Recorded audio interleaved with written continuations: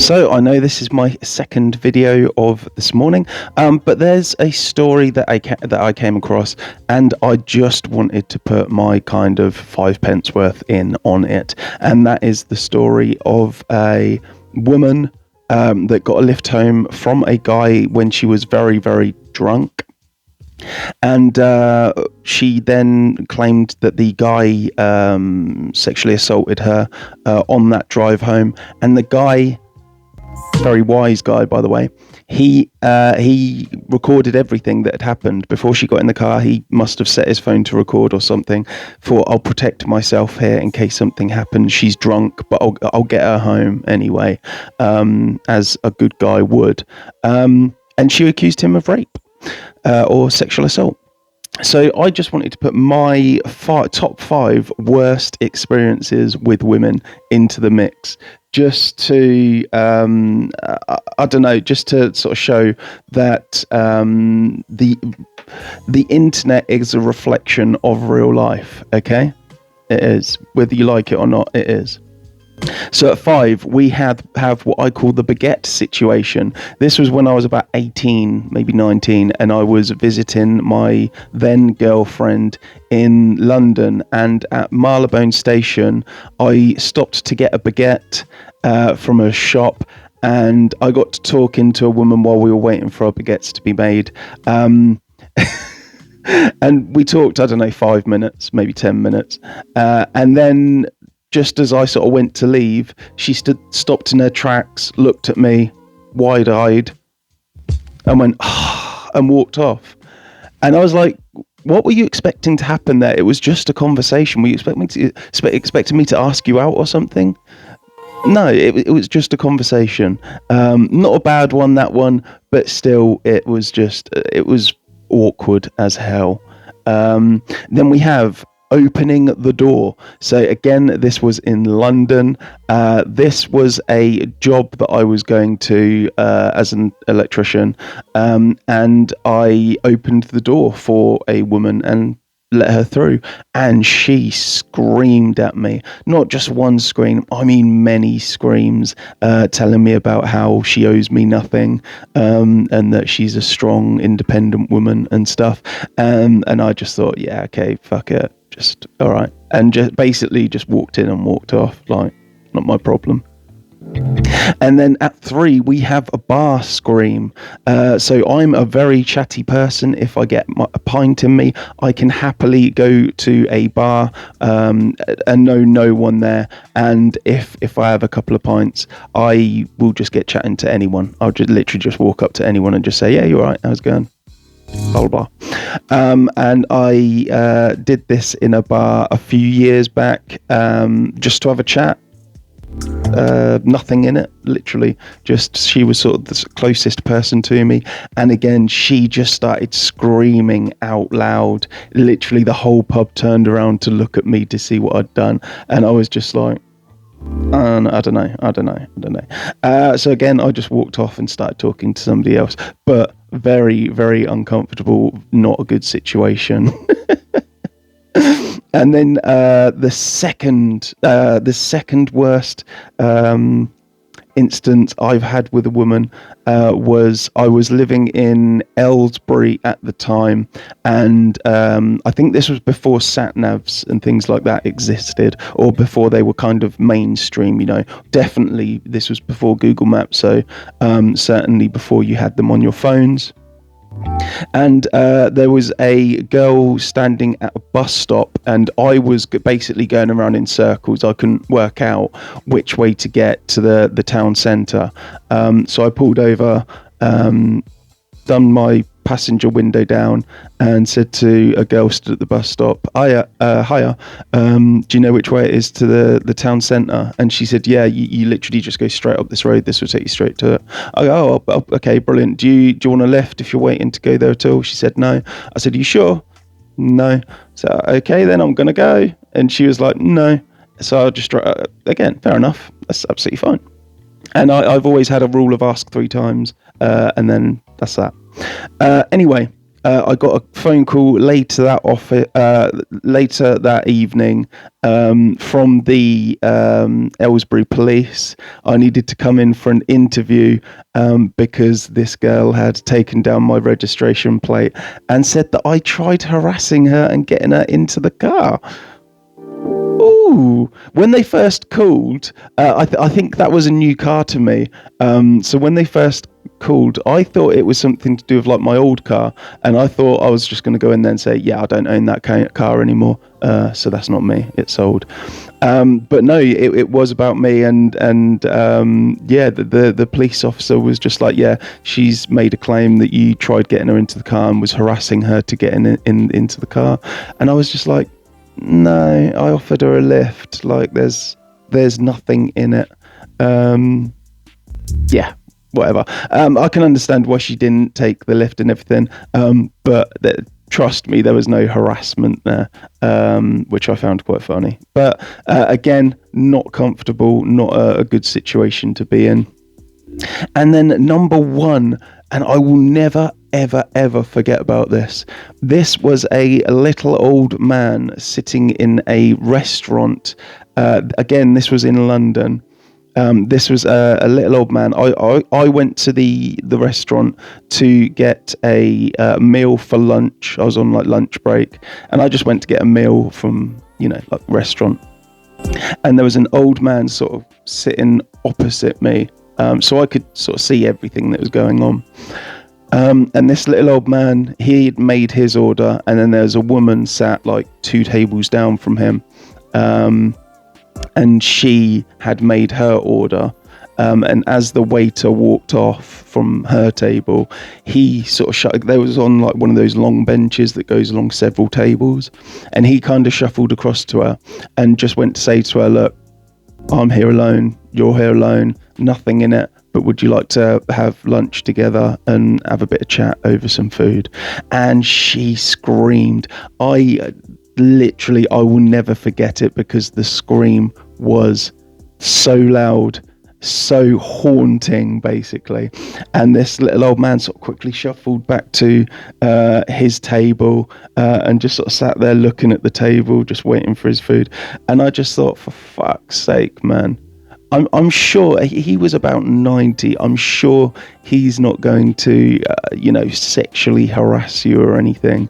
But again, it's just an example of how the internet mimics life. These things do happen, and they are very, very off-putting. I've said to my girlfriend several times, and I've said to other people as well, just people that I speak to in general, and talk to you about it. And I've said, like, if anything happens between me and my girlfriend, I do love her very much. We've been together for a long time now. And, if anything happens between us and I end up single again, I will not go back on the market. I will not date again. I can honestly say with happiness that I will never have a first kiss again. I will never have sex with a new person again.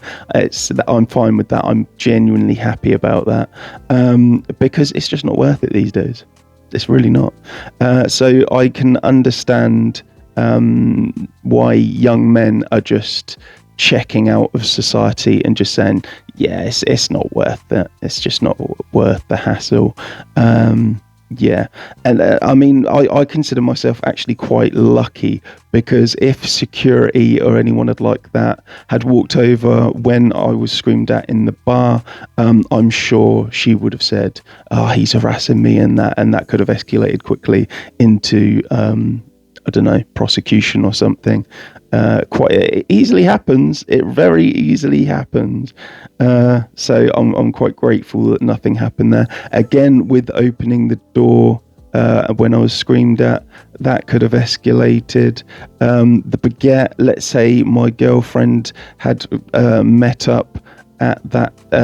me at that time at Marylebone Station, I'm sure that other girl would have said to her, oh, this is your girlfriend, is it? Oh, you were just flirting with me.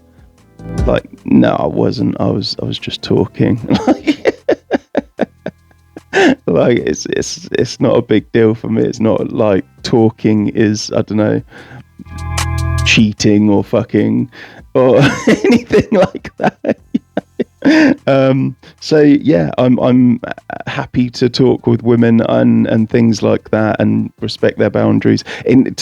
Be completely honest with you, now, other than my girlfriend, I just see women as completely equal to men. I don't treat them any differently whatsoever, because they are no different to me, to be honest. That's been something that's been pounded into me for such a long time. I used to think, be respectful for women, and open doors for them, and a bit of chivalry is fine in a society. But nowadays, nope, absolutely not. Nope. If a woman is standing on the train, I will happily sit there. And ignore her. No. You wanted equal rights. You have absolutely got them, and that's absolutely fine. Same as giving a lift to people nowadays. If there's a bloke walking at the side of the road and I know that the next town on or something is like over a mile, I'll probably stop and give him a lift. No problem. If it's a girl, I definitely won't. And it probably used to be the other way around. I grew up in a very small countryside village where everyone knew everyone else.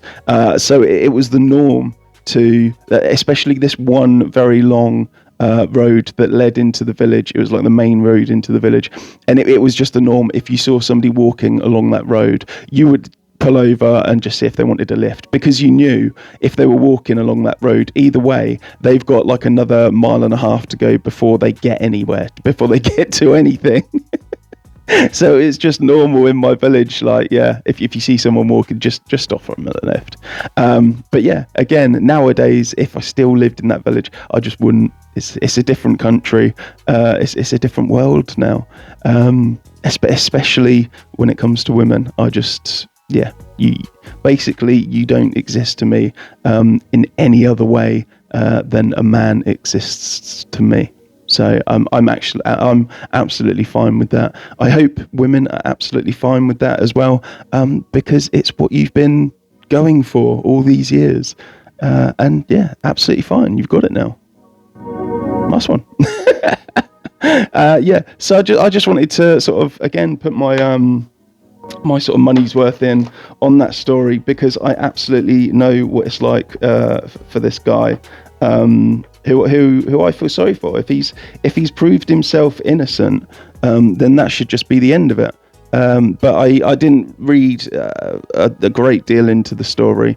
All I gathered is that she was drunk at the side of the road. He saw her, stopped to give her a lift, but had the sense to put a recording device on first to record their interaction, and so that if anything like that does happen, and it did, then he's got his defense. And it's sad that you have to sort of go through that now, but it's the truth. My advice to anyone, if you are going to give people lifts or anything like that, always have a dash cam recording the conversation, audio recording the conversations and whatnot inside the car as well. Always have that.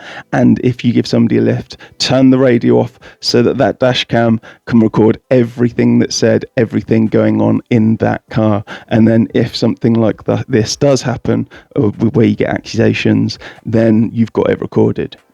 At least you've got the audio recorded, But that's it. I just wanted to put my money's worth in on it, and just share my experiences that I've had throughout my life.